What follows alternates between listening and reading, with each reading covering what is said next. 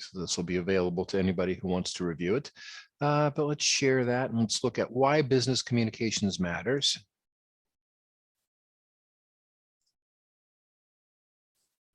So let's look at this.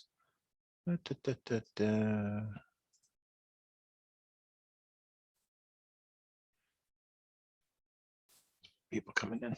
Okay. Communication is important to your career. You can have the greatest ideas in the world, but they usually aren't much good to you or your company or your career if you can't express them clearly and persuasively.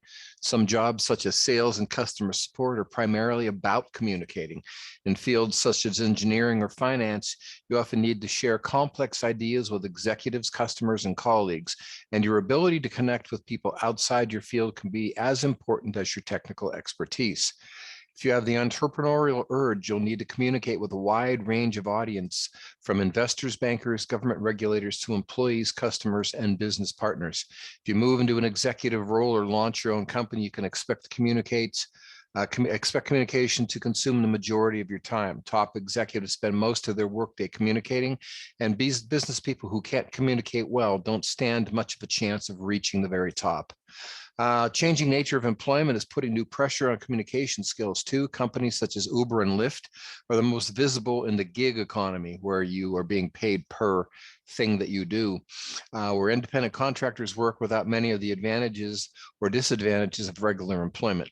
Many other companies now supplement their permanent workers with independent contractors who are brought on for short periods, even if just for a special project. Chances are you could spend your part of your career as one of these independent freelancers, working without the support network that an established company environment provides. If you take this path, you'll need to sell yourself to each new contract, communicate successfully in a wide range of situations, and take full responsibility for your career growth and success. Telecommuting and virtual teamwork are becoming a norm mode of work for many people in these challenging times. And working at a distance puts even more pressure on your communication skills. No matter which direction your career takes, keep in mind the world is full of good marketing strategists, good accountants, good engineers, and good attorneys, but not full of good communicators. View this as an opportunity to stand out from your competition. Not much more to this. Communication is important to your company. Aside from personal benefits, it will be important to you because it is important to your company in three essential areas. Operations. Every company needs fast, effective communication between managers and staff, within departments, between departments, and between a company and its external business partners. Communication carries everything from high-level strategic plans down to minute technical details, and any bottlenecks or breakdowns can reduce operational efficiency and create problems with quality or safety. Intelligence. Companies need to keep a constant ear to the ground to be alerted to new opportunities, risks, and impending problems, both internally and externally. Relationships. Just as in personal or social relationships, business relationships depend on communication. Effective communication strengthens the communication between a company and all of its stakeholders. Any persons or organizations significantly affected by the company's business decisions and operations. Stakeholder groups include employees, customers, investors, creditors, suppliers, and local communities. Investors or individuals within customer companies also rely on communication to foster the emotional connections that create a healthy work environment. Put simply, no business can function without effective communication. And the better the communication, the better every part of the company is likely to run. The better your communication skills, the more advantageous you'll find your career. You'll find that you'll be able to shine brighter than the people who are around you, because not everybody is a good communicator. All right. I think about this from my own personal experiences. I remember when I was in college, I had never really considered myself to be an outgoing person. I always considered myself to be relatively shy, didn't want to really deal with people on a one-to-one basis or even on a large group basis. I always thought that, I would have a type of a career where I would have a cubicle, I would do my work, I would excel at my technical expertise, which would get me my advances and my promotions, and that I would retire from that type of career. I was an accountant, and I thought that was the path to success. when I decided that I didn't want to be an accountant anymore and I wanted to go to law school, I really didn't change my outlook very much. I thought, well, I'll get my law degree, I'll get a job with a firm, and I'll do a lot of technical work. And once again, I won't necessarily need to be a great communicator. Boy, was I wrong. Okay, the career that I chose to become a lawyer, basically, it's all about communication. Every single thing I do is communication. Now, in theory, there's technical work, there's research and things like that. But once you are finished doing the background things, it's all communication. You know, whether you think about, well, I had to research a legal issue and I had to communicate it to the client. Communicate. It's right in the transaction there. So I had to be able to communicate. Never really thought of myself as somebody who was going to be good at sales. You know, I did sales a couple of times during my life when I was trying to work my way through college. I did sales, retail sales. I was a jewelry salesman at a jewelry store at the mall, which was sales, and it was talking with people, but it was not a difficult thing because the people came into the store wanting to buy something, and it was you talking to them was mostly trying to find out what their ideas were. The communication was not difficult. You needed to be able to communicate, but you didn't have to be the person to necessarily instigate that conversation or that communication. Then I became an insurance salesman and tried to sell insurance while I was in college, and that was a fiasco. I was not good at it. I was not good at doing that type of communication. So I was a failed thing on my part. Ultimately, what happened though is I became a lawyer, got a job at a firm, learned that I had to be able to communicate with the other lawyers that I worked with, the partners, the staff. I had to learn to communicate with the clients, and I expected all that. That wasn't an issue. But then when I decided to leave the firm and start my own law office, got a frog in my throat today. I had to learn to communicate at an entirely different level. In order to be successful, I needed to be able to sell. What was I selling? Well, I was selling me. Because basically, if I wanted to have any business, I needed to convince somebody to have confidence in me, to have the ability to convince people that they were not just giving me money for nothing, that they were going to be getting value for the money that they would be paying me. So that became an entirely different thing, the ability to sell yourself. It's something that I think each of you should really be considering that you need to be able to do. You need to be able to sell yourself because that's how you're going to make yourself a success if you decide to have your own business. And also, it'll make you a success even if you're working for somebody else and just trying to get up through the, go up the corporate ladder. You need to be able to convince your boss that you're worth paying attention to, that you're worth listening to. So communication is definitely a very important part of this. All right, I think we have everybody keyed in that's going to be here. So I'm going to do attendance now. Give me a second.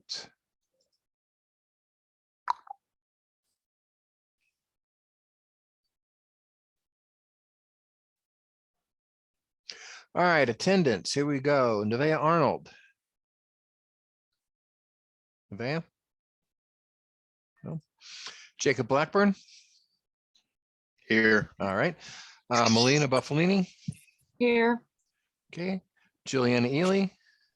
Here. Devin Giavengo? Here. Autumn Gorley? Here. Okay. Emily Grandy? Emily? Raymond Jackson? Raymond? I thought I saw you key in. Here. Oh, there you are. Okay. I'm Jason Massiantonio. Here. Jason, okay. Bennett Medlin. Here. Okay. Jacob Masinsik. Jacob. Madeline Murray. Here. Okay. Cora Post. Here. Okay, Joseph Schumacher. Here. Okay, Austin Cisco, or Seco, excuse me. Here. River Sorg. Here. Okay, Lawrence Thompson. Here. Okay, Walter Tolliver. Here. Seyon Here. All right. Tyler Ziri. Here. And Jacob Zilka. Here. Jacob, there you are. Okay. All right. So I got that out of the way. Let me see. Was there one more thing that I wanted to talk about as far as just other communications that I came across out in the real world? Oh yeah, I want to hit this one for a second here. You might find this useful in writing your cover letter. And this one is out. I posted it on Moodle for your review, and it talks about excessively complex vocabulary. And I'll share this and go through this with you also. Whoops, yeah, I gotta come back here. Like I said, I have this posted out on Moodle, so you can review this whenever you want to. Just a few pages, so let's read it together. The vocabulary tells your vocabulary tells people a lot about you, but it might not be saying what you think. You probably assume that the larger your vocabulary is, the smarter you come off. But research shows that when this theory is put to test in real life, many people have a negative reaction to unnecessarily complex language. Not only are they put off by it, they're often left with the impression that you're actually less intelligent. A landmark 2006 study published in the journal Applied Cognitive Psychology found that a majority of undergraduates admits to deliberately increasing the complexity of their vocabulary so as to give the impression of intelligence. Of course, for some, the habit carries on long after graduation. But to get to the bottom of whether complex words actually make people seem smarter, the study's author, Daniel Oppenheimer, then professor of applied psychology at Princeton University, designed a series of experiments. First one, he collected graduate level personal statements from admissions applications and manipulated the language to create 3 conditions. In the first, every noun, verb, and adjective was replaced by its longest synonym to create the most challenging text. In the second, he did the same to only 1/3 of those words, and in the third, he left the original manuscript unaltered. Oppenheimer then presented these documents to undergraduates and asked them to decide whether to accept the candidate based on their personal statement. He found that they were the least impressed with the application with the most complex language and the most impressed with the least complex language. Next, Oppenheimer had undergraduate students review dissertation abstracts that were similarly altered and asked them to rank how intelligent the author seemed. Overwhelmingly, the participants determined that the dissertations that used the simplest language were written by the most intelligent authors. Oppenheimer believes this is because they found the complex language alienating and difficult to understand, leaving the ideas themselves lost in translation. So remember, the main goal of speaking and writing is clear communication, not impressing other people. And if you are looking to make an impression, science shows that the simpler the language is best. That way people will understand those brilliant ideas of yours instead of allowing your prodigiously erudite vernacular to get in the way. Okay, so I thought that was an interesting article that I had read a while back. And I do, think about that in your personal lives. Do you have somebody who purposely tries to use more complex language than is necessary? Does that come across as something that you believe they're just trying too hard? They're trying to impress me. You start paying attention to the way that they're communicating with you instead of paying attention to the message. And once again, keep in mind that the whole idea of what we're trying to do here is communicate. It's all about trying to get our audience to listen to what it is that we have to say and to understand what we want to say and to want to hear what we have to say. If you alienate your audience, then you're not going to be you're not going to communicate. You're not going to get your message across, and you will have failed at the communication process. Now that article brings up one other thing that I wanted to talk about in our application here. In your writing, and I'm going to put this up to and I don't know, maybe I talked about this already, but maybe I didn't. I'm going to put it up to the class. At what level should you be writing? You know, if we were to say, you know, that this is what we would expect a 5th grader to write, or an 8th grader, or a 9th grader, or a 12th grader, or a college student to write, what level of writing do you think is most appropriate for effective communication? So if you were going to write a letter, at what grade level do you think you should be writing? Anybody? College level. Okay. I mean, you were saying like you find like I don't understand that people get like alienated by the complex language, because I've always found that I guess the people I've been surrounded with my whole life, like it's just been kind of the way you've talked to use more complex language. You know, if Okay. you're around someone that you know, it's gonna sound weird. Like I'm first friends with a lot of like debutantes and stuff, and like Mhm. people like that. So like my whole life, I've always been taught to try to use the most uh, complicated language you can in conversation. Well, it might not make sense. It just I was always told that it made you look smarter, and other people around you would kind of agree with that. I've never heard the other part of that argument where people get annoyed by it. Hmm. Does everybody agree with Tyler, or you know, does anybody have a different opinion? Let's sort of talk it through. You know, Melina, what do you think? Do you think that, you know, Tyler is saying that basically he was always told to try and make it as I guess as impressive or as possible? You know, Melina, does that stick with what you believe or what you've heard? I honestly I agree with what Tyler said, because it just all depends on like who you surround yourself with from like whenever you start talking until like now, because like it could be very complex, or some people could be use like the most simplest words. So it just all depends on who you're with, I feel like. Okay, River, you have something? Yeah, I'll throw in my opinion. I personally agree with the article. Like I feel like it can be a little pretentious when people just do it for the sake of being complicated. Mm-hmm. Okay. Anybody else wanna weigh in? Okay. Generally speaking, in the communication world, the goal for your writing should be 9th grade. You should be writing at a 9th grade level, because you're trying to communicate. You don't know what the level of your the education of your audience is. Now, Tyler, I will certainly agree that if we're talking, you do have to take into account your audience. You know, so if you are an engineer and you're talking to another engineer about a particular project or about a particular application, then you probably are using much more sophisticated, maybe very technical jargon that would be useful in that particular area. And that would be totally appropriate, because it would be aimed at a very specific audience. But if you're going for a much larger audience, the general rule is 9th grade. Okay, that's high enough so that the concepts can be even complex concepts can be discussed and understood, but not so so elevated that you're going to leave a lot of people behind. I like to give a few examples of this myself. Now, my son, who, you know, by the way, is out of the hospital, and although you can't tell from the background behind me, I'm back home at this point.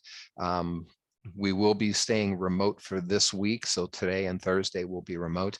And hopefully next week I'm back on campus. But he has muscular dystrophy, and at one point in time, my wife and I were invited by a research group to take part in a conference. And what it was is it was a conference that was actually held in Pittsburgh, and most people don't know this, but Pittsburgh is a very big hotspot for scientific and especially medical research. It's a very sophisticated place. So this conference was held in Pittsburgh, so it was easy for us to get to. And they had invited researchers from around the world to actually come and talk at this symposium, so to speak. And sitting in the audience, yeah.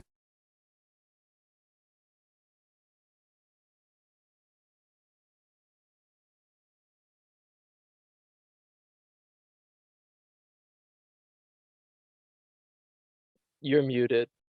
Yeah, you've been muted for about a minute. Okay, I must have leaned on my mute switch here. Anyhow, so we were invited to this scientific symposium, and they brought researchers in from around the world to talk about the research that was being done into muscular dystrophy. And we were invited because we were part of a different charitable group, not because we were scientists, trust me, but we were not the audience of this particular conference. And so the conference was really scientists talking to scientists, and they were using terms, although, you know, always trying to keep myself knowledgeable about my son's disease and what was going on with research. I tried to keep up with things, but I wasn't a scientist. I wasn't a doctor. And it was very difficult for me to make sense of what was being said at this particular conference, because they were, you know, they were talking well above my level. What were they talking appropriately? Sure, because the audience was other scientists and other doctors. But for anybody that wasn't at that level, they certainly, you know, it was very difficult for us to understand. So in a more general case, if you are talking to a more general audience, you want to keep yourself down to a lower level. Know your audience. You know, that's one of the obvious things that I'm going to talk about a lot during the semester is know your audience. So if your audience is going to be all technical people, then it's fine to be using technical language. I do want to show you a tool. This might take me a minute to make it happen. And this is in Word. Let me see. I'm going to lean forward a little so I can see a little better. Been a while since I've tried to do this. File, options.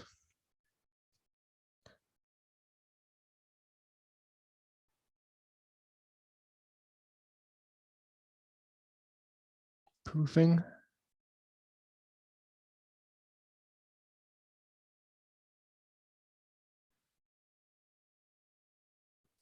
Advanced.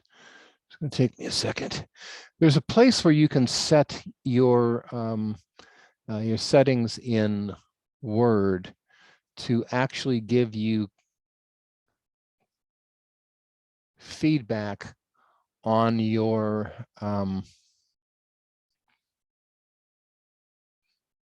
writing style. Here we go. Show readability statistics. Okay, so if you would go into settings or whatever that was in the file page, and then go here to proofing. If you come down here and you check off the box, show readability statistics, then what you'll end up with is the ability to have the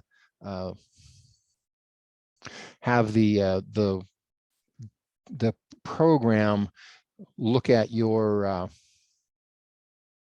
I didn't share any of that, did I? So let me share it so you can see what I'm talking about. Oops, share screen. Okay, over here. Okay, this is the thing we just talked about with trying not to use excessively complicated language.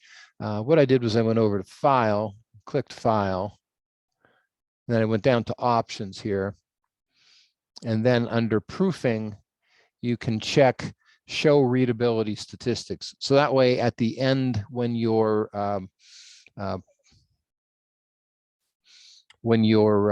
paper is being reviewed for grammar and for spelling and such. After you clear that all of the items that they want you to look at, it'll bring up a readability score. Let me go and see if I can bring up something that I've written. It's not going to be too crazy.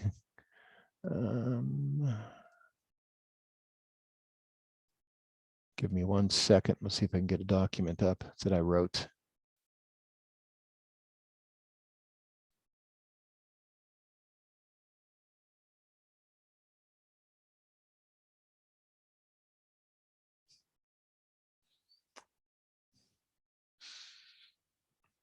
All right, so the MBA program is occasionally attempting to get into working agreements with other institutions and other programs. So I was required to put together a quick 1-page letter about myself and my connection with the MBA program here. So let me share that.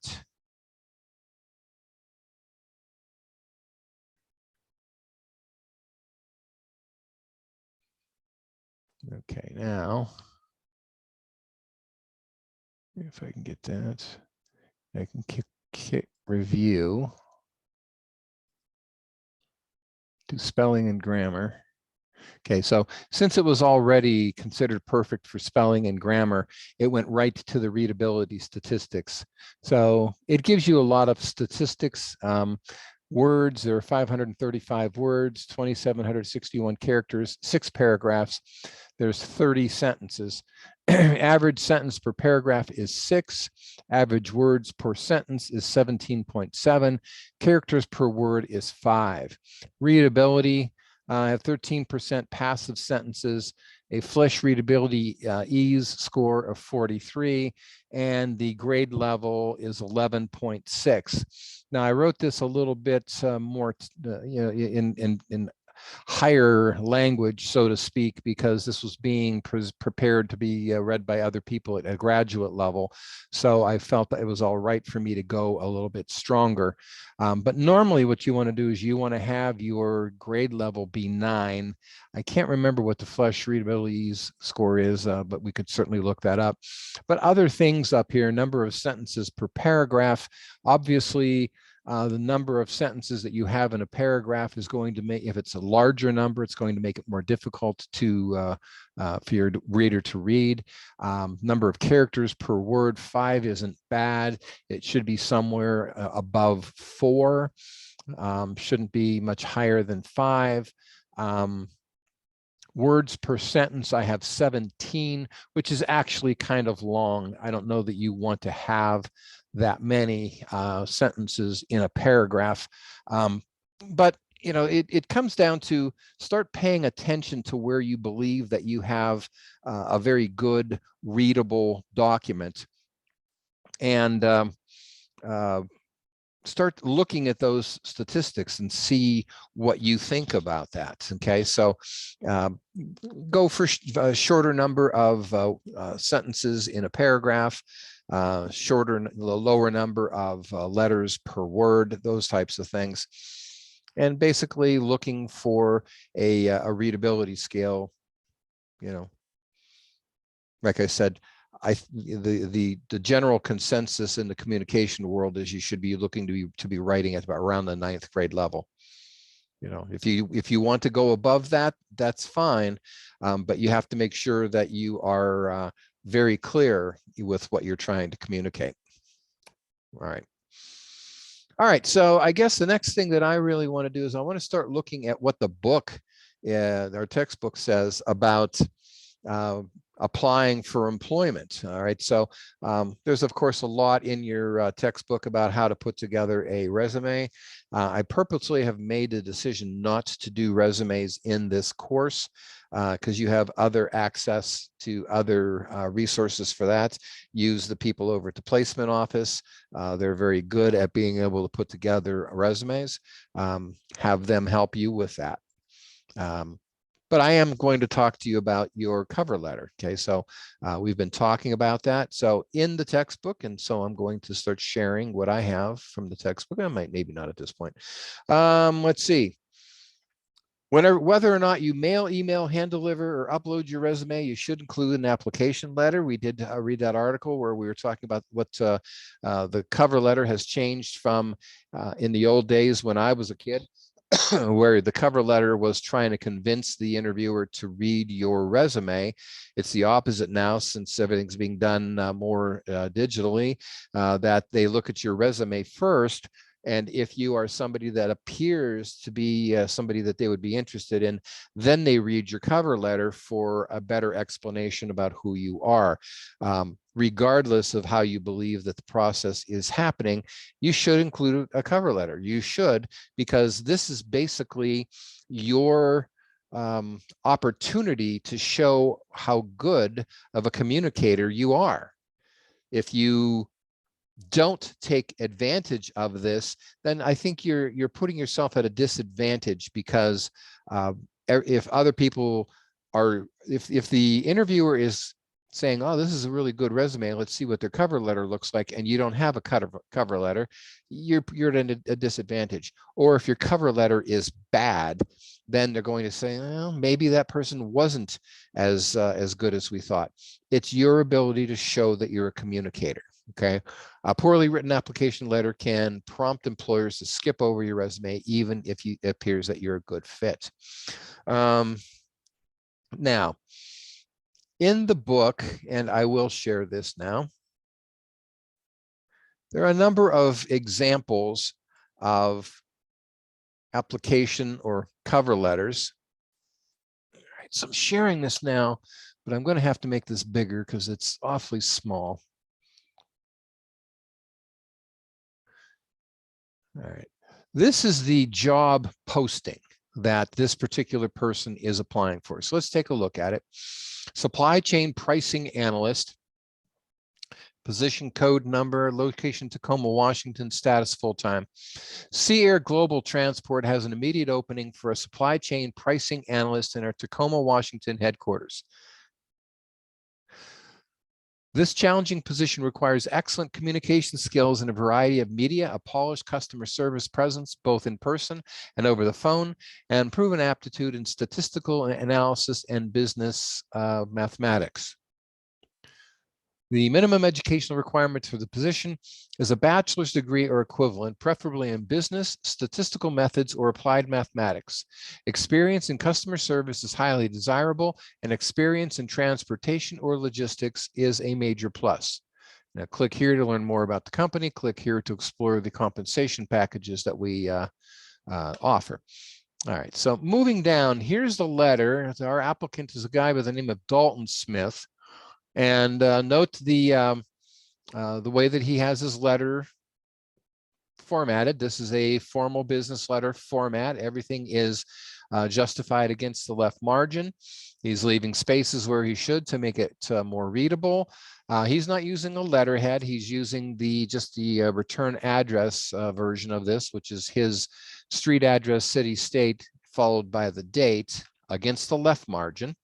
He has the inside address here, hiring manager, Sea Air Global Transport, and then the city's the street address, Suite 230, Tacoma, Washington. He has dear hiring manager. Now, once again, I would put a regarding here, RE colon, and then I would list the job position there. He has dear hiring manager. Now, one of the things is he didn't figure out who the person was that he's going to actually going to be writing to. So he's just using a more generic salutation for dear hiring manager. First paragraph, Sea Air Global Transport consistently appeared as a top transportation firm in the research I did for my senior project in global supply chain management. So imagine my delight when I discovered the opening for an export pricing analyst in your Tacoma headquarters, position code such and such. With a major in business and a minor in statistical methods, my education has been ideal preparation for the challenges of this position. Okay, author notes the first sentence grabs the attention by indicating knowledge of the company and its industry. On the right-hand side, the opening paragraph identifies the specific job for which he is applying. Okay, so that's fine. I like that he has it in there. But like I said, I would actually have it up above the salutation where we would have a regarding line. In fact, my senior project demonstrates most of the skills listed in your job description, including written communication skills, analytical abilities, and math aptitude. I enjoyed the opportunity to put my math skills to the test as part of the statistical comparison of various freight modes. Author's notes, in this discussion of his skills, he echoes the qualifications in the job posting. Now, it appears that our Mr. Smith here doesn't have a lot of actual job experience. He's relying on a particular paper that he wrote in a particular course while he was in college. But he is still trying to do exactly what we were talking about when we tore apart that Amazon job posting. They're telling you what they're looking for. What you have to do is you have to explain to them how you have those skills. Now, he's not making references directly to his resume, but what he is doing is he is pointing out the skills that he believes that he has that match with the skills that they're looking for in the job posting. Okay, so he talks about most of the skills listed in your job description, blah, blah. As you can see from my resume, I also have more than 3 years of part-time experience working with customers in both retail and commercial settings. This experience taught me the importance of customer service, and I want to start my professional career with a company that truly values the customer. In reviewing your website and reading several articles on Lloyd's List and other trade websites, I am impressed by Sea Air's constant attention to customer service in this highly competitive industry. Author's note, the reference to his resume emphasizes his customer service orientation and also shows he has done his homework by researching the company. Okay, so in this paragraph, he does reference his resume. I'm guessing that he didn't have anything that was very much on a professional level. He's not talking about any internships or anything, but what he's doing is he's looking at this experience in customer service is highly desirable line in the job posting. And since he has, and most of you have, experience with customer service relationships, because most of the jobs that you would have during school would be more of the customer service type jobs, he decides to put it there. And it's a pretty big paragraph for the one line and the one skill that they talked about in the job posting, but this is where he believes he has the most of his experience from his resume. So he spends a little space on it. Okay, that's fine. My verbal communication skills would be best demonstrated in an interview, of course. I would be happy to meet with a representative of your company at their earliest convenience. I can be reached at daltonksmith@gmail.com or by phone at, and that's the following phone number. Then he has sincerely, comma, space, Dalton Smith. All right, the author's note. In the close, he politely asks for an interview in a way that would emphasize yet another job-related skill. The letter doesn't include a handwritten signature because it was uploaded to a website along with his resume. So otherwise it would have been hand signed right there. One thing, and when we do the next assignment, which is going to be a persuasion letter, you have to understand, and realistically, a cover letter like this is a persuasion letter because you're trying to persuade the reader to give you an interview, give you a job. You know, that's your goal here, right? It's another thing when you do any kind of communication, you have a goal in mind. You know, what is it that you're trying to accomplish with the letter? If you're writing a letter to your boss because he asked you to do some research, your goal is to communicate the information that you were asked to research, to answer a question that your boss asked you. In a letter like this, which is a persuasion letter, a sales letter, so to speak, your goal for this letter is to get an interview. In any kind of a persuasion letter, you have to do the ask. At the very end, you have to ask the person to do what it is you're trying to accomplish here. So this letter was not hey, I saw your ad out there for somebody to apply for this job, and I just thought I'd write to you and show you that there are people out there like me that exist that could qualify and apply for this job, but don't ask for the interview. Then, what are you doing? Are you sending an informational letter that yes, people exist? That's not what anybody wants. They're looking to hire somebody. You're looking to find a job.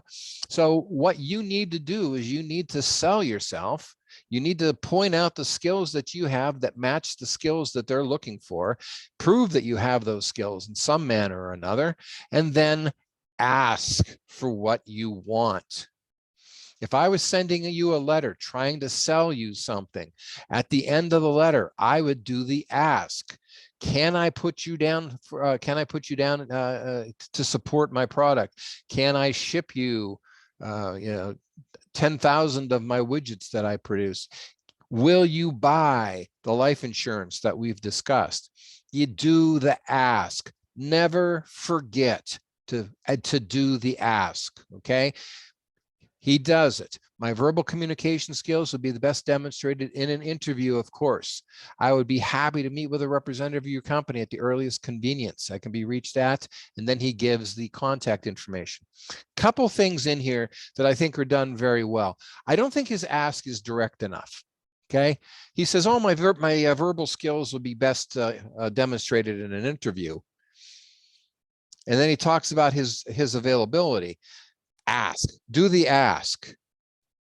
I would appreciate my verbal communication skills would be best demonstrated in an interview, of course, and I would, how would we word it? I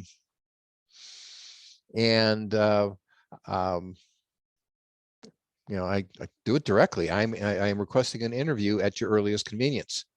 And then you give your contact information. This is a point of contention with me, contact information. Okay. I have in my law office, because I still run a law office on a part-time basis, but I have clients that call me, and my clients that I may have had these clients for, years and years and years. The very first client that I had when I opened up my my law office was a guy by the name of Bernie. And actually, Bernie was a client of mine when I was with the firm. And Bernie is a friend of mine from business dealings prior to me even going to law school. I've known Bernie for probably 40 years at this point in my life.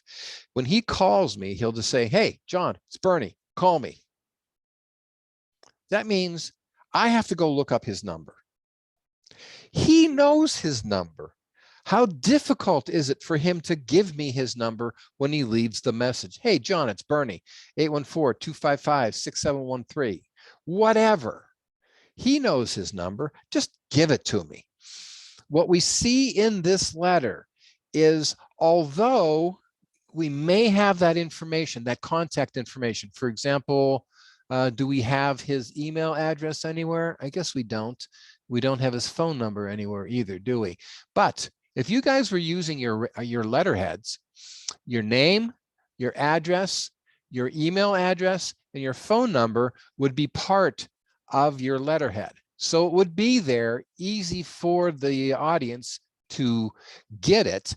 But even though it would be represented and presented at the very top of the page, down here where you're doing the ask, I need you to contact me. I want you to contact me to set up an interview. That's the ask. Then I can be reached at, and even though that information may be repetitious of what's at the top of the page in your resume, you put it here anyway. Don't make the reader have to work. If they are going to be so moved by reading your cover letter that they immediately want to call you and schedule an interview, don't make them work for it. Have that information right there. You did the ask. Here's how you can get a hold of me. Don't make them have to go look for it. That's just a pet peeve of mine. I hate it when I had somebody, even though I have the person's number, I had to go look for it. Even though I've known Bernie for 40 years, I don't have his phone number memorized. I have to go look for it. Okay. Not so bad if it's on my cell phone because I can just go to my contacts and push Bernie. But if I'm in my office and I'm using my regular landline, then I've got to look up his number and then I've got to call him. Yeah. All right. So that's an example of a good cover letter. And what I want to do is I want to move on a little bit. Give me a second here. What do I got to do? I got to get this on the screen so that I can shrink this back down to size.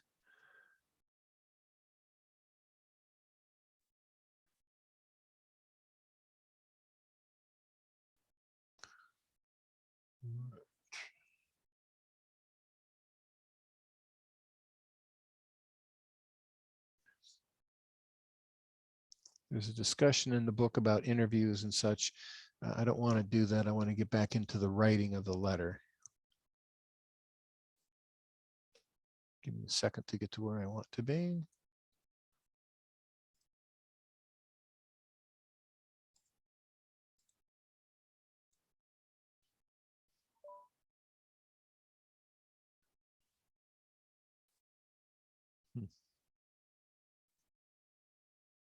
Oh, that was the wrong button to push. Sorry about that. Give me a second. I got to get back into the text here.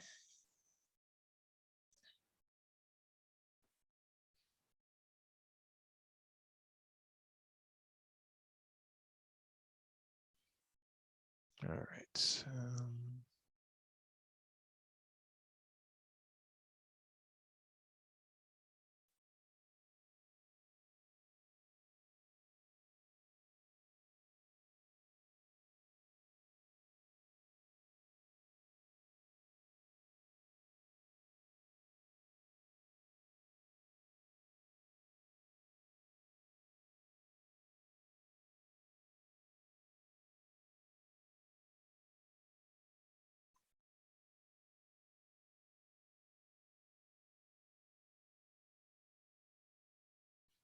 Oh, here we go. I wonder how I skipped that. All right, here's another, and I do like it when the author does this, and so I'm going to share again. Sometimes what the author will do is the author will put together what they think is a bad letter, and then they'll make it into a better letter. So that's what I want to share with you now. So I'll share that to my screen, and I'm going to need to make this larger because that is not able to be read. Okay, so this is a person who is trying to apply for a job at Walmart. This is Glenda Jones. Okay, so this is the ineffective letter that we're starting with. Of course, she does follow the proper format, other than, once again, I like to see a regarding line in there, and I will always require a regarding line from you guys. She has the return address. She has the date. She has the inside address. She should have the regarding. Dear Mr. Ms. Downing, so she knows who it is that she's trying to communicate with. Do you have any openings for people who want to move into store management? I am really looking for an opportunity to get a job like yours, even if it takes starting at a low level and working my way up. Allow me to list some highlights from my enclosed resume.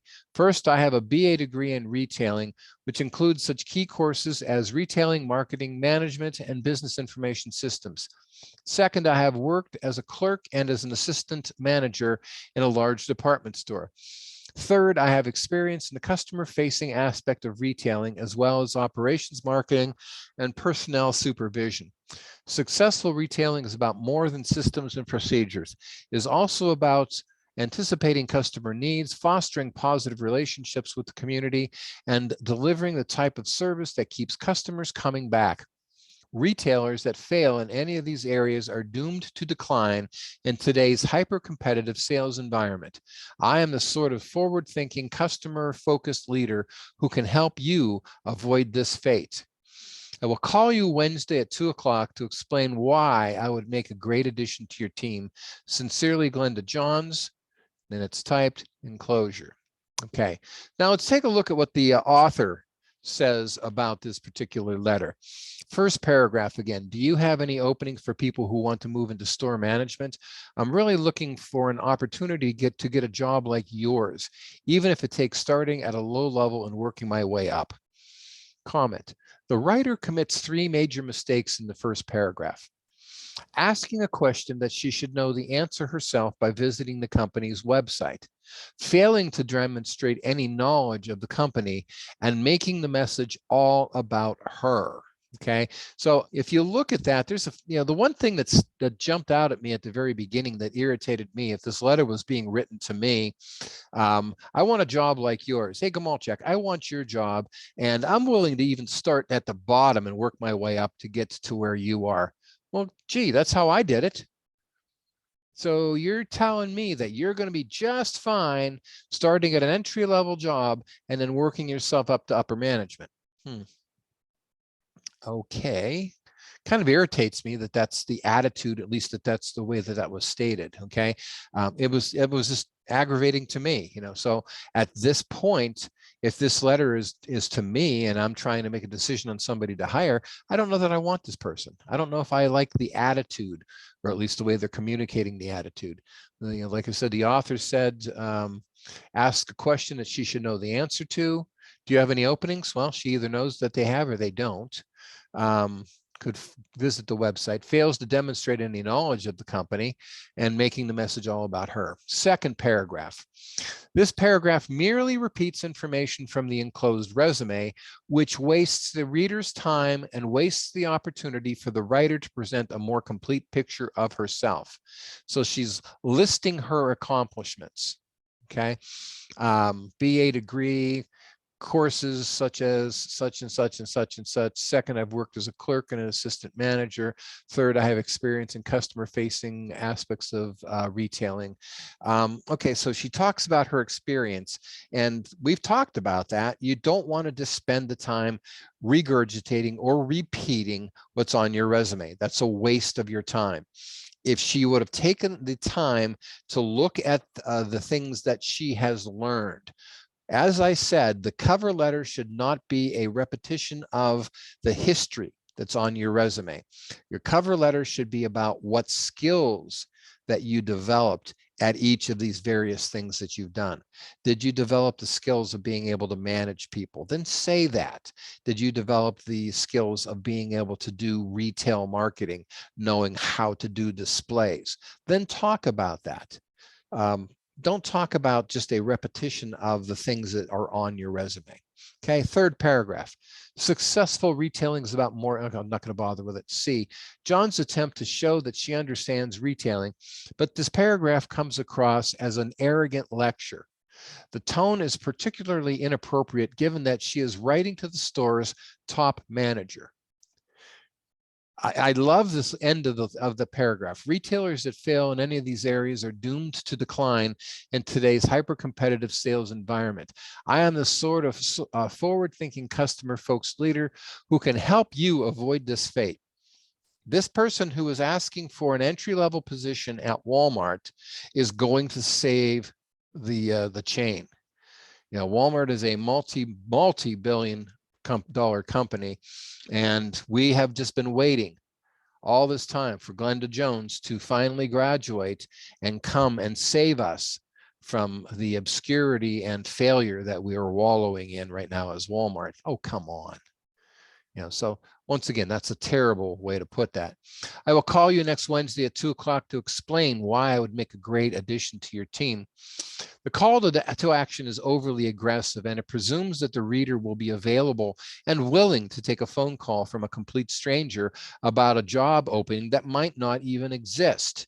Now, once again, I've talked about this, that in the business world, communicating, one of the biggest obstacles to communicating is the lack of time. People are busy. People, we don't necessarily or generally have jobs that we have an overabundance of downtime. If we have that, then maybe the company doesn't need as many employees as they have. Most people should be working the majority of their day. They shouldn't have a lot of extra time just to do silly little things. For this person, for Glenda Johns, to assume that that the manager who is at Downing, Patricia Downing, is going to set aside that 2 o'clock on Wednesday for her just because she demanded that time that's very arrogant. Okay. Now, once again, if I'm the person who's receiving this call, it's a very good chance that I'm going to make sure I'm not available on Wednesday at 2 o'clock. I'm certainly not taking this phone call. Okay. So here's what the book is saying should be a more effective letter. Dear Ms. Downing, even with its world-class supply chain, admitted brand name, and competitive prices, Walmart obviously would not be the success it is without enthusiastic, service-driven associates and managers. If you have or foresee an opening for such a professional, someone eager to learn the Walmart way and eventually move into a management position, please consider me for this opportunity. Okay, the author's statement. Johns get the reader's attention by demonstrating good awareness of the company and the type of people it hires, presents herself as just such a professional, and then asks to be considered for any relevant job opening. Okay, second paragraph, which goes without comment by the authors.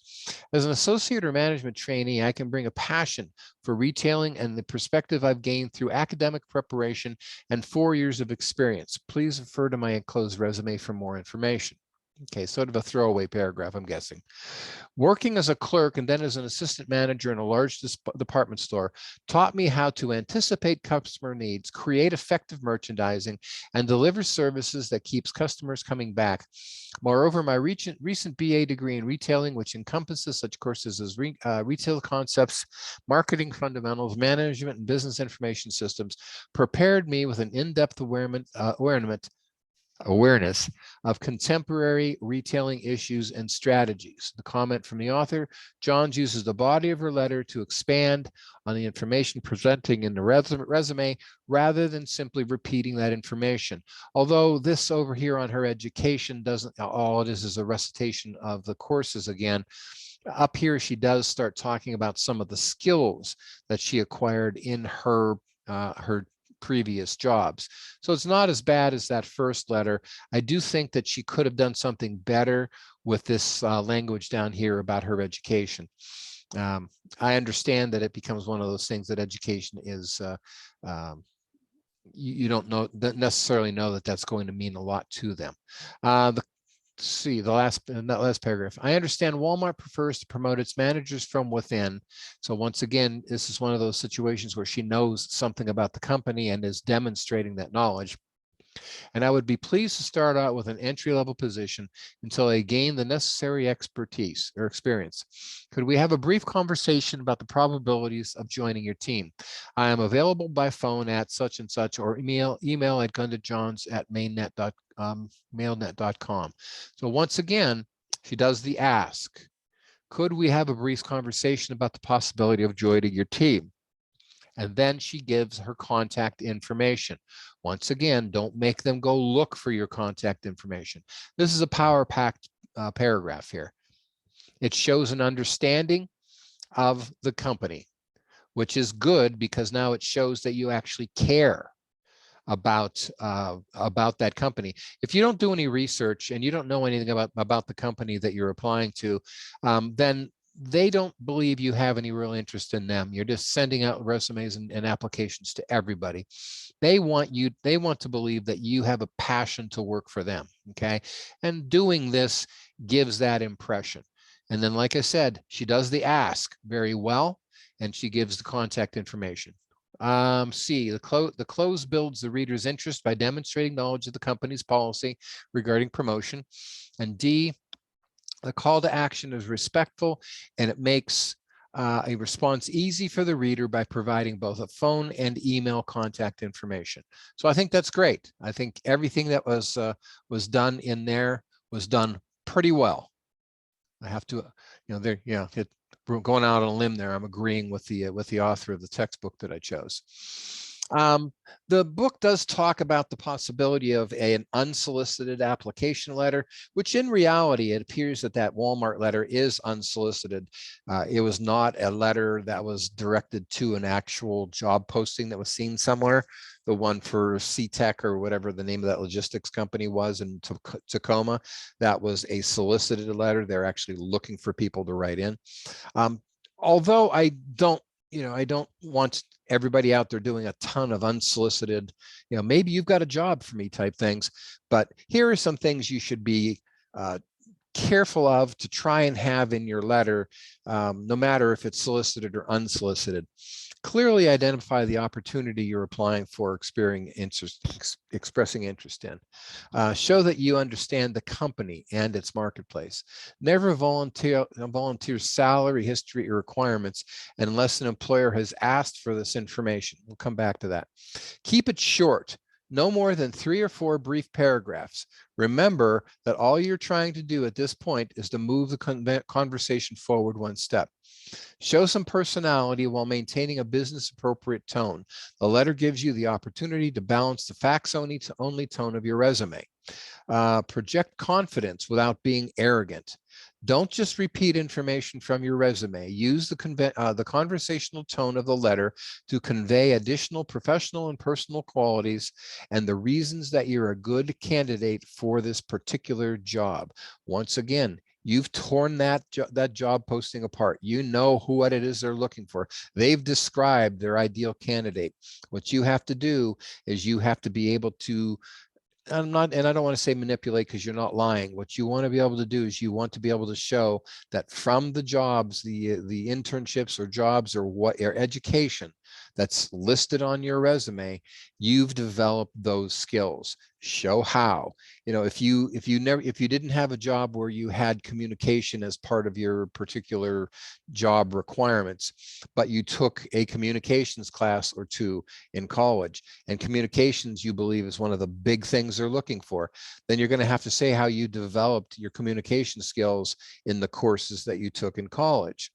If you had a job where communications was a big deal, then you talk about how you gained that particular skill from that job. And then if you can, bring up a very specific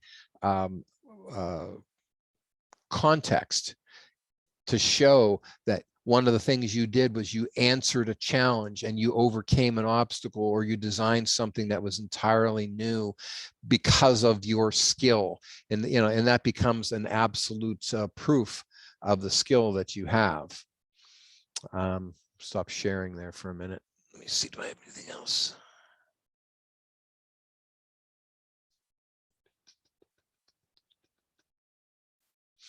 One of the things that that was in that list of things that you want to keep in mind when you're writing your application letter is it talked about salary expectations. There's an old saying that in money negotiations, the person who goes first loses. Okay, so you don't want to be the first one to talk about salary. What you want to have happen is you want them to be the first one to talk about salary. The danger here is that you're applying for a job that pays less than what you are willing to take. I had this situation happen to me. I was at a point in my legal career and running my own office where I was a little bit tired of having to be responsible for the entire management of the law office and all of the actual legal work and all of the administrative work. And I was getting a little tired of it and thought maybe I wanted to do something other than just straight up be a lawyer. And one of the positions that I was very aware of was the position of trust officer in a trust department at a bank and trust company. And so I had at that time a lot of inroads and a lot of influence with some people at PNC, Pittsburgh National Bank. PNC is what it goes by now. And I flexed those particular contacts when I had heard that they had a position open for a trust officer. Now, my previous experience with trust officers was when I worked in the trust department as a tax professional in Pittsburgh when I was in law school, and that was at Equibank. And at Equibank, all of the trust officers were lawyers. So as a result, they ended up paying a pretty penny because in order to attract somebody with that particular background, you had to pay money to get those people. So they were all pretty well paid. What I later found out when I went into the interview process with PNC was that was not their position. You were not required to be a lawyer to be a trust officer. You just had to have some financial background. You had to have a business degree, those types of things. And you could be trained theoretically. And as a result, PNC paid a lot less for their trust officers. And I didn't know that until I went through the process of leveraging all of my contacts and getting into an interview. Had an interview with the president of PNC and the head of the trust department at PNC, and a number of other people from personnel and other high up people in the trust division of PNC. And we were sitting at this round table, and later on we'll talk about interviews. I don't believe the one-on-one interview exists anymore. I think interviews are always done by ambush at this point, a committee against you. But anyhow, it was me against like 8 people sitting on the other side of the table, and we started talking about my qualifications and my skills and things like that. And it started to ring to me that I didn't think that this was going to work, because they actually seemed surprised that I would be interested in the job. So we started talking about money, and then I realized that the money that they were offering was something that I would never, ever accept. So I ended up wasting some of my time and some of their time, but that's, that's not a big deal.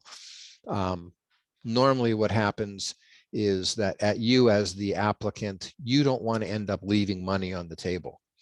Because the problem is, if you don't know what the pay scale is for that job, let's say that they're willing to pay, internally they know that the range that they can pay is somewhere between $50,000 and $60,000, and they ask you what your salary expectations are, and you ask for something that's ridiculously too high. I want $100,000. Well, there's a very good chance this is not going anywhere, because they believe your expectations are too high and that that's what you really want, and therefore they will just eliminate you from further consideration because they don't think they can afford you. Or if you give a number too low, well, I'd like to make 40,000, and they were willing to do between 50 and 60. Once again, did you price yourself out because, well, he doesn't think that he's worth as much as we want to pay, so maybe he's not as confident as we think, maybe he's not as good as we think. Or even worse, they decide, oh, okay, yeah, this is the candidate we want, and let's give him 40 instead of 60. You just left $20,000 on the table. So it's always best if you can have them be the first to talk about money. What are your expectations? What are your salary expectations? Well, I expect to be paid an appropriate market value for my skills. What is the range that your company pays for this job? Would be the appropriate answer for that. If you end up, like I said, you don't want to be the first one. If they then come back and say that their range is between 50 and 60, and you were hoping to get something, north of 40, and all of a sudden that sounds really good, and you say, yeah, that's about where I want to be, is in that range, and then you can fine tune it later if they are actually interested in you. But try not to be the first person to talk about money, because you generally lose if you're the first person to talk about money. All right, what else do I have here? I have about another 7 minutes before I have to let you guys go. Opening paragraph to establish 2 tasks, explain why you're writing, and give the recipient a reason to continue reading it.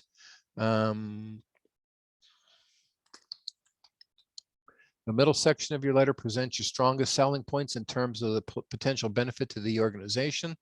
Be specific and back up your assertions with convincing evidence. Poor, I completed 3 college courses in business communication, earning an A in each course, and have worked for the past year at Imperial Construction. Improved, using the skills gained from the 3 semesters of college training in business communication, I developed a collection system for Imperial Construction that reduces the annual bad debt loss by 25%. Be sure to discuss each major requirement that they listed in the job proposal. Mention salary requirements only if the organization has required you to state them. If so, then you have to do some research to find out what the typical salary is. You can go to the U.S. Bureau of Labor Statistics. You can go to Indeed.com. You can go to Glassdoor.com, and you can start looking at different studies that have been done.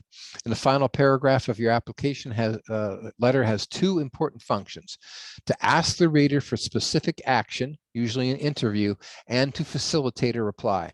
So like I said, do the ask and give them the contact information right there. I don't care if it's in your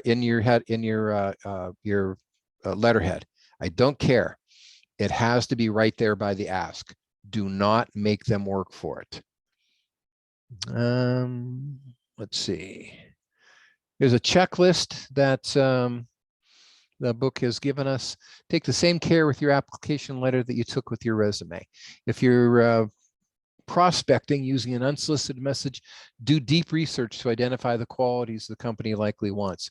For solicited messages in response to a posted job opening, word your message in a way that echoes the qualifications that they list in the job posting. Open the letter by capturing the reader's attention in a businesslike way. Use specific language to clearly state your interests and objectives. Build interest and desire in your potential contribution by presenting your key qualifications for the job. Link your education, experience, and personal qualities to the job requirements. Outline salary requirements only if the organization has required that you present them. Request an interview in a time and place that is convenient for the reader. Make it easy to comply with your request by providing your complete contact information and good times to reach you. Adapt your style for cultural variations if required. One last thing. When I was young and graduated from college in 1981, we didn't have word processors. It was not easy for us to reprint things over and over, other than taking our resume to a copier, per se. But a cover letter is something that should be pretty unique. You should have your cover letter very much drafted in such a way that it is responding to the very specific job that you're asking for. Back in 1981, I was doing a lot of job prospecting, and I didn't understand that each letter should be very unique from the others. And basically, I had sort of a form letter that I was sending out with my resume at the time that I graduated, and I did not have a lot of luck with the form letter version. Understand that the cover letter is not a form letter. It is something that is very unique. Now, you may have things that you want to talk about because you know the communications is going to be a skill that everybody's looking for. You know, organization is a skill that everybody's going to be looking for. You know, if you can pick out 3 or 4 skills that you know that every job is going to require of you, then you can have a set paragraph or set phrases or clauses that you know are going to respond to that particular specific need. And it's something that you can sort of jam into each and every one of these letters, but each one should be very unique. Okay, don't think you're going to get away with a form letter here. You're going to need to do a specific letter for each position. All right, that's all I have on cover letters at this moment. Does anybody have any questions? Remembering, of course, that you will have a cover letter due on Thursday around 5 o'clock. I'll set the deadline for. You have to find the job. Just find an online job posting somewhere. You don't have to give me the job posting, but you should, of course, acknowledge in your letter who you're applying to, what the name of the company is, and what the position is. And then, of course, you'll be telling me the skills that are necessary in the letter itself. Any questions? All right. If not, then we've kind of run out of time here. I guess I'm letting you out 2 minutes early. Please don't be angry about that. Spend that time getting that letter started. If you haven't found the job yet, go find one online somewhere. And who knows? You'll be looking for a real job here, perhaps that you can actually use the letter that you're putting together for this assignment to apply for that actual job. Not a bad thing. I've had people do that and actually get the job that they used as an example for this exercise. So, all right, if nothing else, then I'll let you go and we'll talk to you on Thursday. Thursday is once again on Zoom.